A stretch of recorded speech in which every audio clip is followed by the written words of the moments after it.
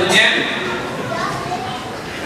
tolong dijelaskan secara singkat zakat profesi, karena ada di antara kita yang mendukungnya petani aja mengeluarkan zakat, kok pegawai tidak. Saya sangat mendukung adanya zakat profesi kalau jujur. Jujurnya apa? Zakat pertanian itu yang dijadikan dalil untuk zakat profesi itu zakatnya kan 1/10 atau 1/20. Jadi silahkan para pejuang zakat profesi itu kalau mengut zakat profesi ya jangan 2,5%. 1/40, tapi pungutlah 1/10. Tidak ada yang berani. Inilah pola pikir yang kebalik. Dalam ilmu usul fikih, kalau namanya kias, menganalogikan suatu hukum dengan suatu hukum, itu harus sama. Jadi kalau hukumnya wajib, ya hasil analoginya juga harus wajib. Kalau analoginya 2,5%, ya harus 2,5% hasilnya. Kalau yang hukum asalnya itu 1/10 ya hasilnya seperti kalau dikiasnya zakat pertanian yang jumlahnya itu zakatnya 1/10 lalu hasilnya 1/40, kan pola pikir yang tidak benar. Makanya para pejuang zakat profesi itu sejatinya adalah memprofesikan zakat dan tidak memperjuangkan zakat. Akhirnya dia jadi profesinya apa mas? Pemungut zakat.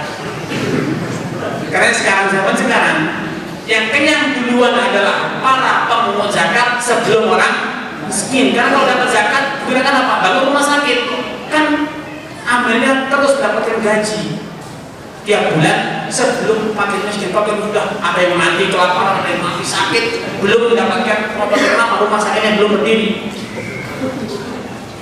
Karena zakat sebagaimana yang Allah tegaskan, tu'khadhu min aghniya'ihim faturaddu ala fuqara'ihim, dipungut dari kaya segera diberikan kepada yang miskin. Namun sekarang para penggiat zakat ini tidak rela kalau orang miskin itu mampu berhasil keluar dari kemiskinannya. Jangan dikasih banyak-banyak, nanti jadi orang kaya.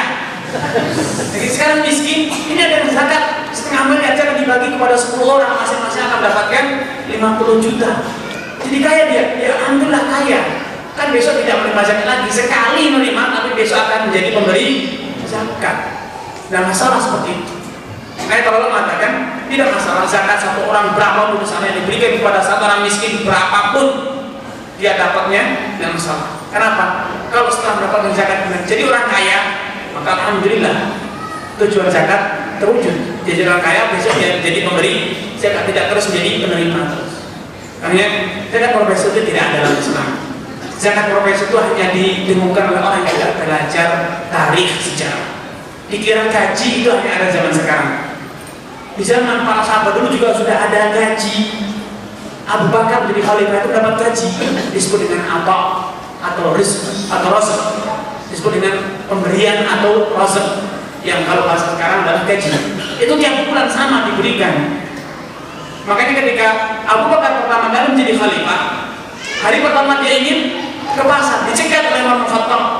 Tidak, kau tidak boleh ke pasar, kau punya pekerjaan yang lebih dari itu. Kalau gitu, dari mana keluar makan kata Umar? Kami akan berikan. Abu Bakar mendapatkan gaji dari Baitul Mal.